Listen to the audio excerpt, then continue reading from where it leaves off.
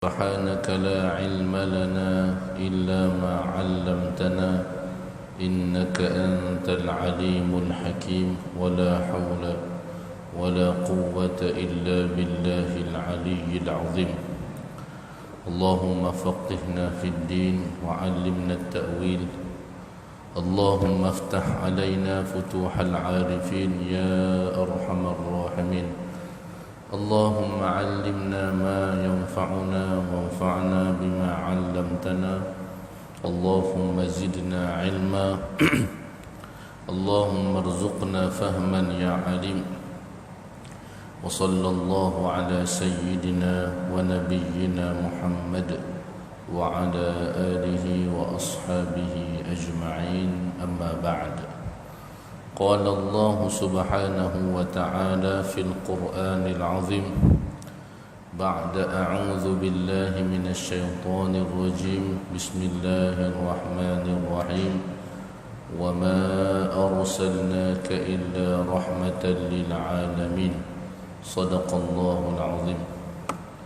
Al-Fadilah Tuan Imam, Al-Afadilah Tuan-tuan guru, para alim ulama, pengerusi dan seluruh ahli jawatan kuasa Masjid At-Taqwa, muslimin, muslimat, hadirin hadirat yang dirahmati dan dikasihi Allah Subhanahu wa taala sekalian.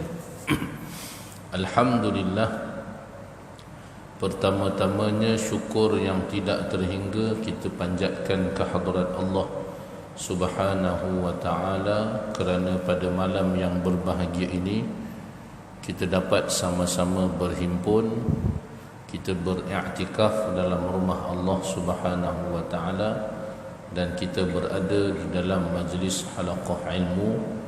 Insya-Allah majlis malam ini adalah pengajian sirah baginda Rasulullah sallallahu alaihi wasallam.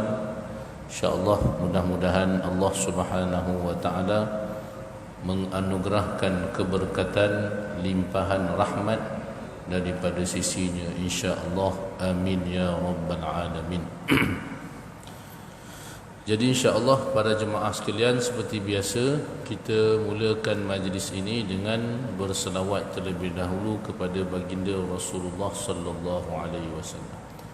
Inna Allah wa malaikatahu yusalluna 'alan nabi ya ayyuhalladzina amanu sallu 'alaihi wa sallimu taslima.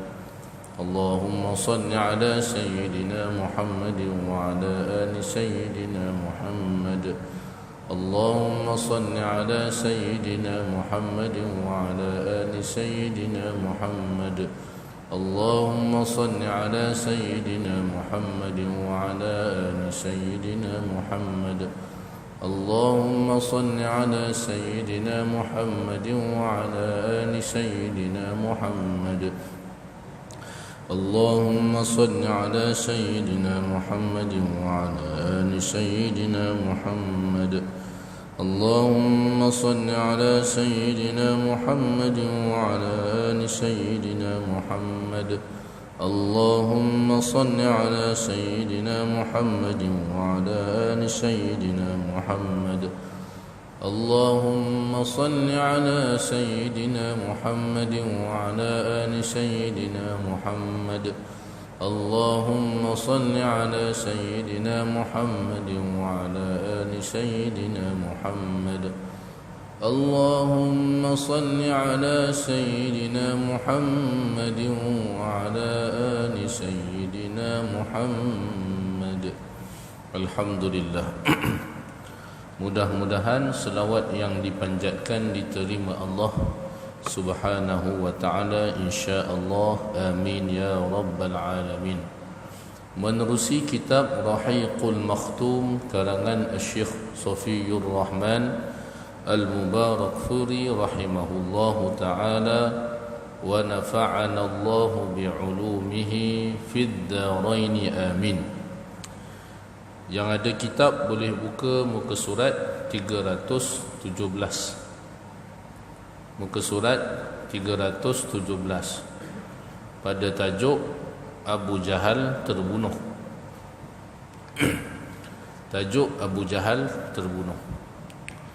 Jadi Abu Jahal ni tuan-tuan, sebagaimana yang kita semua sedia maklum, dia adalah antara orang yang paling banyak menyakiti Rasulullah sallallahu alaihi wasallam di bumi Mekah Al-Mukarramah. Namanya Amru bin Hisham. Nama asalnya Amru bin Hisham. Di antara doa yang baginda Nabi sallallahu alaihi wasallam mendoakan kepada dua orang Umar, kan? Ya Allah, menangkanlah ataupun muliakanlah Islam ini dengan Islamnya dua orang Umar. Seorangnya Amru bin Hisham, satu lagi Umar ibn Khattab radhiyallahu anhu. Dan ternyata daripada dua orang itu yang Allah Subhanahu wa taala pilih dan Allah Subhanahu wa taala cintai adalah Sayyidina Umar ibn Khattab radhiyallahu anhu. Kerana dua orang dua orang Umar, Amru bin Hisham dan juga Umar ibn Khattab radhiyallahu anhu adalah di antara orang yang sangat berpengaruh daripada kalangan masyarakat Quraisy. Jadi orang yang tegas, orang yang keras itu daripada kalangan dua orang ni. Jadi Rasulullah SAW mendoakan salah seorang daripada kalangan mereka ni memeluk agama Islam.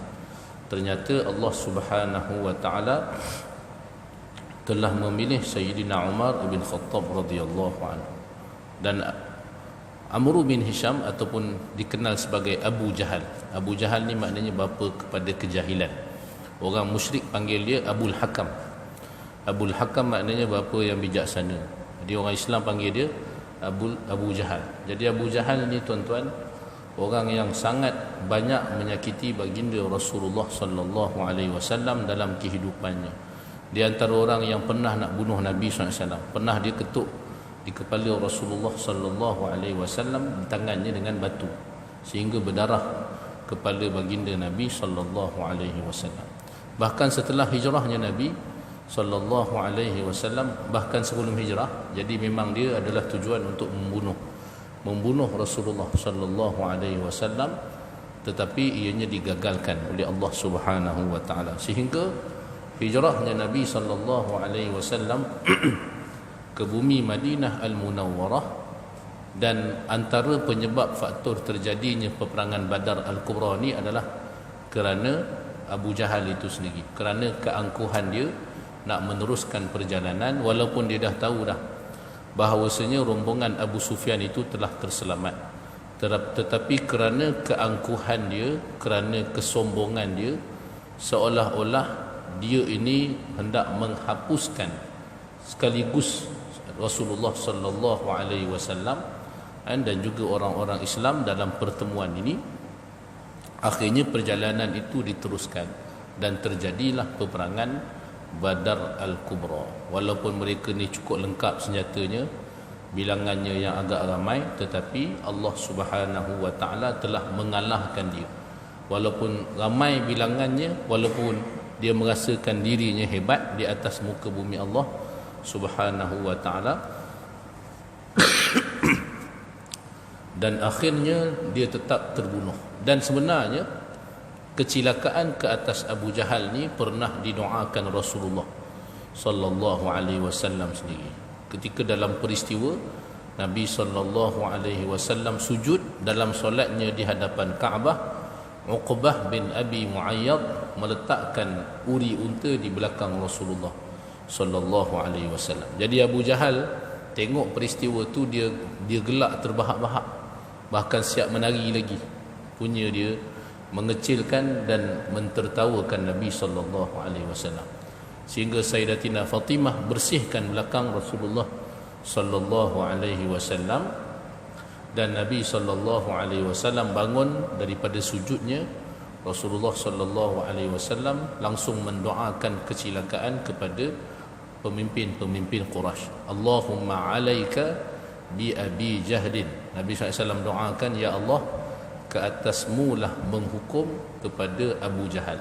Ada beberapa orang yang disebutkan namanya oleh Nabi sallallahu alaihi wasallam sehingga mereka ni terdiam. Antara mereka yang disebut namanya itu Abu Jahal. Jadi semua nama-nama yang disebut oleh Rasulullah sallallahu alaihi wasallam, masing-masing mereka telah menjadi mangsa di medan Badar, jadi mangsa perigi buta di medan Badar. Dan inilah antara kemuncak kekalahan orang-orang Quraisy dalam peperangan Badar, iaitu terbunuhnya pemimpin mereka, seorang yang sangat jahat, seorang yang sangat kejam dalam hidupnya. Dialah telah membunuh Sumayyah, kan? Jadi orang yang zalim, orang yang merasa besar dirinya di atas muka bumi Allah Subhanahu wa taala, sampai satu ketika dia tetap mendapat balasan dia, tetap mendapat hukuman dia. Bahkan atas muka bumi lagi Allah Subhanahu wa taala kurniakan kepada dia, Allah Taala balas di atas setiap tindakannya. Kisah Abu Jahal ni tuan-tuan hebat lagi kerana dia telah dibunuh oleh dua orang budak. Nak kata hebat sangat, tiba-tiba yang bunuhnya dua orang budak. Macam kisah Nabi Allah Daud alaihi salam membunuh Jalut. Jalut pun sama juga macam Abu Jahal tak? Kan, hebat, terror sangat, kan? Ibarat seorang lawan lima. Tiba-tiba yang bunuh dia wa qatala Daud Jalut, kan? Telah bunuh dia Nabi Allah Daud yang masa ketika itu usia kanak-kanak. Jadi dalam peristiwa ni, muslimin para jemaah sekalian, muka surat 317, Abdul Rahman bin Auf menceritakan, aku berada dalam barisan tentera Islam pada hari peperangan Badar Al-Kubra. Ketika aku menoleh, tiba-tiba di sebelah kanan dan kiriku ada dua orang anak muda yang masih terlalu muda. Ini yang disebutkan kanak-kanak ni, budak-budak lagi, kan? Dialah, mereka berdua ni lah yang telah membunuh Abu Jahal. Subhanallah, Allah Taala kecilkan, Allah Taala perkecilkan, Allah Taala hina. Jadi memang mana-mana kita tengok dalam kisah orang yang durjana, orang yang merasa besar diri, bangga diri, Namrud sebagai contohnya, dibunuh oleh seekor nyamuk, kan? Kecil je. Kisah Allah SWT, Abraha dibunuh, walaupun dia bawa gajah dibunuh, kan? Tenteranya itu dihancurkan oleh ababil, kecil je. Jadi termasuklah dalam peristiwa ini, dibunuh oleh dua orang anak muda, kata Abdul Rahman bin Auf, yang masih terlalu muda. Jadi itulah, kan, dua orang anak yang hebat, kan, kanak-kanak yang hebat. Aku bagaikan tidak meyakini keselamatan mereka berdua, kata Abdul Rahman bin Auf. Dah nampak kanak-kanak duduk dalam barisan tentera, jadi sahabat ni pun dalam hatinya rasa macam itulah, rasa ragu-ragu macam mana dua orang budak ni, kan, dua orang budak ni nak selamat ataupun nak join dalam misi ketenteraan di Badar. Tiba-tiba mula-mula sahabat dia rasa ragu-ragu, kan, tentang keselamatan dua orang ni. Tapi tiba-tiba salah seorang daripada mereka berkata kepadaku sambil merahsiakan daripada temannya. Tanya, kan, salah seorang daripada kalangan dua orang kepada Sayyidina Abdul Rahman bin Auf radhiyallahu anhu, Pak Cik, tunjukkan saya yang mana Abu Jahal. Kata budak ni, subhanallah, kan? Biasa kalau boleh orang tak nak jumpa lah Abu Jahal. Abu Jahal ni kita sebut tadi, paling gangster dia, paling jahat dia. Kalau boleh biar Sayyidina Hamzah lah jumpa. Contoh, tuan-tuan, Sayyidina Umar lah jumpa dia, yang lebih layak dengan dia. Tapi tiba-tiba semangat budak ni luar biasa. Kata kepada Sayyidina Abdul Rahman bin Auf, tunjukkan saya yang mana Abu Jahal. Sambil dia kata jangan bagi tahu yang sahabat sebelah tu. Tolong rahsiakan, jangan bagi tahu dia. Rupanya tujuan sama, dua-dua tu sama, cari Abu Jahal. Lalu aku bertanya, hai anak saudaraku, apa yang hendak kamu buat dengannya? Boleh jadi dia tak kenal, tuan-tuan. Dia orang daripada kalangan Ansar, dia tak kenal Abu Jahal. Tapi nama Abu Jahal ni terkenal, famous lah, paling jahat kan, paling jahat memang terkenal lah. Paling banyak menyakiti Rasulullah sallallahu alaihi wasallam. Jawabnya, kata budak ni, saya diberitahu yang dia telah memaki Rasulullah sallallahu alaihi wasallam. Boleh jadi dia dengar lebih lagi daripada itu, bukan maki, bahkan menyakiti Nabi SAW. Orang yang pernah cuba membunuh Rasulullah SAW dengan seketul batu yang besar, tapi tak jadi sebab dia tengok ada seekor binatang unta, seolah-olah ingin memakan dia. Jadi memang jahat dia tu sampai tahap nak bunuh Rasulullah sallallahu alaihi wasallam. Kata anak ni, demi diriku yang berada dalam kekuasaannya, kalau saya melihatnya, nescaya batang tubuh saya tidak akan berpisah daripada batang tubuhnya, melainkan pasti akan mati salah seorang daripada kami. Subhanallah. Ini berani sungguh kan? Abu Jahal ni, yang dia cakap ni untuk Abu Jahal. Kemudiannya Abdul Rahman bin Auf radhiyallahu anhu berkata lagi, aku sungguh kagum dengan sikapnya, sikap budak ni. Sungguh luar biasa keberaniannya nak berhadapan dengan Abu Jahal. Dan memang dia nak bunuh yang paling besar lah tu kan, ketua daripada pemimpin Quraisy, iaitulah Abu Jahal. Kemudiannya selepas selesai budak tadi, temannya pula berbisik kepada aku, kawan yang sebelah pula. Tadi tu dah selesai, kata jangan bagi tahu yang sebelah, tiba-tiba yang sebelah pula kan berbisik kepadaku seperti yang dibisik oleh temannya tadi. Jadi kata, mana Abu Jahal? Sayyidina Abdul Rahman bin Auf tanya, kamu nak buat apa? Nak bunuh lah, nak bunuh, sebab aku tahu dia orang yang paling banyak menyakiti Rasulullah sallallahu alaihi wasallam. Tapi jangan bagi tahu budak yang sebelah tu kan, tolong rahsiakan siapa dia Abu Jahal. Rupanya budak tu dah tanya dah tadi, tuan-tuan. Muslimin, para jemaah yang dirahmati dan dikasihi Allah Subhanahu wa taala sekalian.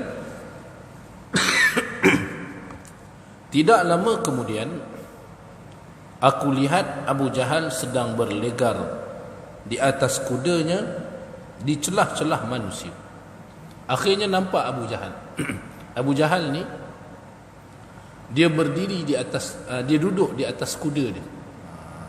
Kita sebut dalam peristiwa sebelum ni, tuan-tuan, ketika mana iblis lari Suraqah bin Malik, yang menyerupai Suraqah bin Malik, dan di situ bermulalah kan, pertahanan orang-orang Quraisy ni dah semakin lemah, habis, hancur habis dah. Iblis pun lari, iblis yang tolong pasukan musyrikin Quraisy pun akhirnya lari bila mereka ni melihat malaikat-malaikat Allah Subhanahu wa ta'ala. Iblis yang menyerupai Suraqah bin Malik, mereka sangkakan Suraqah bin Malik. Jadi Abu Jahal ni bila nampak Suraqah bin Malik lari, dia pun terus berikan semangat kepada pasukan dia. Kamu jangan terperdaya dengan Suraqah bin Malik, dia tu memang awal lagi dah sedia berbohong dengan kamu. Bagi semangat, teruskan perjuangan sebagainya. Makin bagi semangat, rupa-rupanya makin pasukannya semakin lemah. Pelik, makin bagi semangat makin kalah. Sehingga kan Abu Jahal ni, tuan-tuan, sebab dia panglima, dia ketua tentera, bersama dengannya kubu, ada kubu, ibarat seperti kubu yang melindungi dia. Dengan anggota tentera yang menjadi pertahanan terakhir untuk Abu Jahal pun hancur. Diibaratkan seperti itulah, habis. Satu-satu habis, sampai kelihatan tubuh badan Abu Jahal. Nampak Abu Jahal tu, rupa dia. Kalau ikutkan dia telah dilindungi oleh pasukan tenteranya, tapi sebab lemahnya dah tewas habis, sampai habis yang menjaga, yang mempertahankan Abu Jahal itu. Jadi nampak Abu Jahal berlegar di atas kudanya di celah-celah manusia. Lalu aku berkata, kata Abdul Rahman bin Auf radhiyallahu anhu, tidakkah kamu berdua melihat orang itu? Tengok orang yang berada di atas kuda. Inilah orangnya yang kamu tanyakan kepadaku. Itulah Abu Jahal. Budak dua orang ni tak kenal. Orang-orang Mekah ni kenal lah Abu Jahal. Mereka memang biasa jumpa. Boleh jadi ada yang biasa kena maki, ada yang biasa kena seksa dengan Abu Jahal. Jadi memang familiar betul lah Abu Jahal. Jadi dua orang budak ni pula budak Madinah, tak pernah kenal. Cuma biasa dengan nama orang yang banyak menyakiti Rasulullah sallallahu alaihi wasallam. Sehingga mereka ni berazam untuk membunuh Abu Jahal kerana dia orang yang paling banyak menyakiti Rasulullah sallallahu alaihi wasallam. Membuktikan cinta mereka kepada Nabi sallallahu alaihi wasallam. Memang orang yang sakiti Nabi, orang yang cinta kepada Nabi tak boleh duduk diam, tuan-tuan. Dia tak boleh duduk diam saja. Itu antara tanda kita ini mencintai Rasulullah sallallahu alaihi wasallam. Antara bukti cinta tu iaitulah apabila orang yang kita cintai, orang yang kita sayangi, bila mana dia disakiti, kita pun terasa sakit sama. Tak boleh, kita tak boleh tengok, melainkan kita berusaha untuk menolongnya, membantunya ataupun mempertahankannya. Dan orang Islam ni yang paling nombor satu yang patut dicintai adalah Nabi sallallahu alaihi wasallam. Jadi kalau ada orang yang menghina Rasulullah sallallahu alaihi wasallam sebagai orang yang sempurna imannya, dia tak boleh duduk diam. Dia tak boleh duduk diam, tapi dalam masa yang sama dia kata dia beriman dan mencintai Nabi. Sebenarnya di situ ada sedikit muskilah pada cinta dia. Sebab orang yang cinta dia takkan sesekali mendiamkan diri kalaulah Nabi SAW itu disakiti, kalaulah orang yang dicintai itu disakiti. Kita dalam hidup kita sebagai contoh, tuan-tuan, sayang kepada anak. Kalau anak kena pukul, anak kena pukul ke kena apa, disakiti sebagainya, memang sebagai seorang ayah dia ada tindak balas dia. Dia akan marah, dia akan cari orang yang pukul. Biasalah, sebab apa? Memang bukti dia sayang. Dia tak duduk diam saja, tak. Kerana apa? Memang kerana dia kasih, dia sayang kepada anaknya. Begitu jugalah yang paling menjadi keutamaan apabila cinta dia kepada Rasulullah sallallahu alaihi wasallam. Jadi dua orang anak ni dia nak bunuh sangat Abu Jahal, tak lain tidak bukan kerana bukti kecintaannya kepada Nabi sallallahu alaihi wasallam. Allahumma salli ala sayyidina. Minta maaf ya tuan-tuan, malam ni ada sikit gangguan batuk.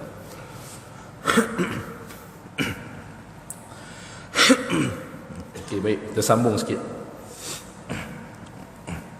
Jadi lalu dengan segera kedua-duanya menyerbu Abu Jahal. Bila dah tahu mana Abu Jahal, terus pergi, dua-dua pergi menyerbu Abu Jahal,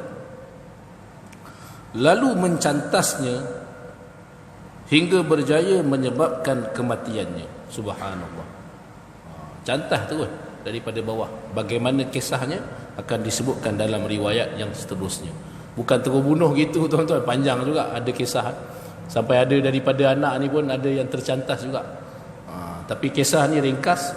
Dia pergi terus kepada Abu Jahal, lalu dicantasnya sehingga menyebabkan akhirnya mati Abu Jahal. Mati terus, dibunuh oleh dua orang anak yang hebat ni. Subhanallah, terbunuh akhirnya Abu Jahal. Kemudian mereka berdua pergi kepada Rasulullah sallallahu alaihi wasallam, memberitahu hal tersebut. Dia tak bawa mayat Abu Jahal. Mayat Abu Jahal ni dah nyawa-nyawa ikan macam tu lah. Bagi tahu kepada Nabi sallallahu alaihi wasallam. Lalu baginda Rasulullah sallallahu alaihi wasallam bertanya, siapakah di antara kamu berdua yang membunuhnya? Tanya baginda Rasul sallallahu alaihi wasallam. Lalu setiap seorang daripada mereka berdua berkata, dua-dua bercakap, dua-dua menjawab, sayalah yang membunuhnya wahai Rasulullah sallallahu alaihi wasallam. Sayalah yang membunuh. Dua-dua bunuh. Baginda sallallahu alaihi wasallam bertanya, apakah kamu berdua telah membersihkan pedangmu? Mereka menjawab, belum. Lalu baginda Rasulullah sallallahu alaihi wasallam melihat kepada pedang mereka berdua. Lantas Nabi sallallahu alaihi wasallam berkata, kamu berdua yang membunuhnya. Setelah Nabi sallallahu alaihi wasallam melihat pedangnya yang masih ada kesan darah Abu Jahal. Jadi Rasulullah SAW ni tuan-tuan, biasa sahabat-sahabat kalau ada apa-apa je, kemusykilan ke, nak mengisytiharkan ke apa ke, dia akan jumpa Nabi sallallahu alaihi wasallam, bagi tahu kepada Nabi sallallahu alaihi wasallam sekian. Ada kan kisah yang sebelum ni tuan-tuan, bagaimana Sayyidina Al-Abbas bin Abdul Muttalib, dia ditangkap jadi tawanan. Sebenarnya dia ditangkap oleh seorang yang tidak dikenali, malaikat. Yang tangkap dia tu malaikat. Yang masa ketika itu Sayyidina Abbas ni dia masih musyrik dan bersama dengan pasukan musyrikin kerana terpaksa. Dia bapa saudara Nabi sallallahu alaihi wasallam. Dia menyaksikan malaikat tu, dia tengok. Tapi ada sahabat tu kata dia yang tangkap, bawa kepada Rasulullah SAW. Sahabat ni kata dia yang tangkap Sayyidina Abbas. Sayyidina Al-Abbas bin Abdul Muttalib, dia kata bukan dia yang tangkap, tetapi seorang yang tidak dikenali, yang botak kepalanya, yang cukup tampan. Nabi SAW bila diberitahu itu, Nabi SAW sebut itu malaikat. Jadi benarnya Al-Abbas, apa-apa sahabat ni kalau ada kemusykilannya, mereka akan jumpa Nabi SAW. Ada masalah aja akan jumpa Rasulullah SAW. Tentang tawanan, jumpa Nabi SAW. Ini benar tuan-tuan. Kan? Fa in tanaza'tum fi syai'in farudduhu ila Allah war Rasul. Jika kamu ada masalah ataupun perbalahan, perselisihan antara kamu, maka kembalilah kepada Allah SWT dan Rasul. Sahabat-sahabat ada sebarang kemusykilan, mereka akan berjumpa Nabi SAW. Nabi SAW akan bagi tahu yang tangkap tu memang betul malaikat. Itu malaikat, Nabi SAW sebut. Jadi dalam peristiwa ni, dua orang anak ni dua-dua bagi tahu mereka yang bunuh Abu Jahal. Lalu Rasulullah SAW tanya, mana pedang kamu? Kan? Sudahkah kamu bersihkannya? Mereka kata belum. Nabi SAW pergi tengok pedang. Masih lagi ada lumuran darah, masih ada lagi. Jadi ini antara wallahu alam mukjizat Nabi sallallahu alaihi wasallam. Walaupun Rasulullah sallallahu alaihi wasallam tidak menyaksikan dua orang anak ni yang bunuh Abu Jahal, tapi Nabi sallallahu alaihi wasallam mengetahui. Nabi sallallahu isytiharkan tu bukti Nabi SAW tahu daripada ilmu yang Allah Taala anugerahkan kepada baginda Rasulullah SAW. Walaupun tak nampak, Nabi SAW isytiharkan. Nabi SAW sebut kan, kepada dua orang anak ni, kamu berdua yang membunuhnya. Memang betul. Pengisytiharan daripada Nabi SAW membuktikan memang betul budak dua orang anak itu yang membunuh Abu Jahal. Setelah itu, selepas perang tamat, Rasulullah sallallahu alaihi wasallam memutuskan harta yang dirampas daripada Abu Jahal diberikan kepada Mu'adh bin Amru bin Al-Jamuh. Kedua-dua anak muda itu ialah Mu'adh bin Amru bin Al-Jamuh dan Mu'awiz bin Afra radhiyallahu anhuma. Muslimin, para jemaah yang dirahmati dan dikasihi Allah Subhanahu wa ta'ala sekalian, demikianlah balasan ganjaran di atas kehebatan dua orang anak ni, dua orang anak muda ni yang berani untuk membunuh musuh Allah Subhanahu wa ta'ala, iaitulah Abu Jahal. Sebab Abu Jahal orang yang paling banyak menyakiti orang Islam, bahkan paling banyak menyakiti Rasulullah sallallahu alaihi wasallam. Dan kerana keberanian dua orang anak yang hebat ni, maka Nabi sallallahu alaihi wasallam telah memutuskan supaya semua harta Abu Jahal itu diserahkan kepada dua orang anak yang hebat ini, iaitulah Mu'az bin Amru bin Al-Jamuh dan Muawwiz bin Afra radhiyallahu anhuma. Insya-Allah tuan-tuan, untuk riwayat yang seterusnya, peristiwa yang seterusnya kan, yang ini dikisahkan sendiri oleh dua orang anak ni kan, yang tadi itu apa yang disebutkan oleh, yang dikisahkan oleh Sayyidina Abdul Rahman bin Auf. Insya-Allah untuk riwayat seterusnya, apa yang diceritakan oleh dua orang anak ini sendiri, insya-Allah kita akan sambung lagi pada kuliah yang akan datang. Mohon maaf kita berhenti awal kan, banyak signal untuk kita berhenti awal. Jadi sekadar itu dahulu, yang baik daripada Allah Subhanahu wa taala, segala kekurangan, kelemahan daripada diri saya sendiri. Mudah-mudahan Allah Subhanahu wa taala memperbaiki segala kelemahan tersebut. Aqul qawli hadza wa astaghfirullahal azim li wa lakum. Subhanakallahumma bihamdika asyhadu an la ilaha illa anta astaghfiruka wa atubu ilaik. Bismillahirrahmanirrahim. Wal 'asri innal insana lafi khusr illa alladhina amanu wa 'amilus solihati wa tawassaw bil haqq wa tawassaw bis sabr. Barakallahu fikum. Assalamu alaikum warahmatullahi wabarakatuh.